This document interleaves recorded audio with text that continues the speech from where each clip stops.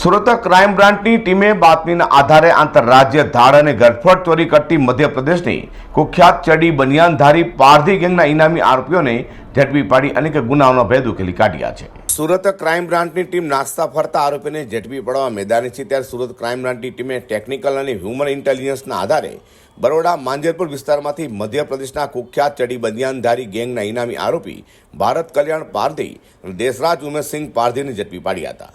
પોલીસે આરોપીની પૂછપરછ કરતા તેઓએ જણાવ્યું હતું કે તેઓ મધ્યપ્રદેશના બિલાખેડી થાણામાં છેલ્લા ઘણા સમયથી ખૂનની કોશિશના ગુનામાં પોતે વોન્ટેડ છે.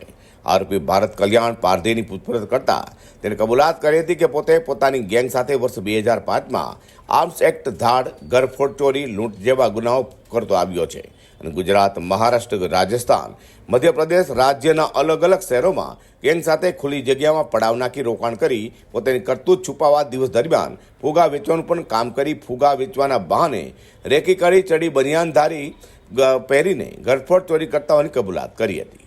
તો ક્રાઇમ બ્રાન્ચે રીઢાની વધુ પૂછપરછ હાથ ધરી છે. અઝર કુરેશી સાથે હર્ષદ સેઠા.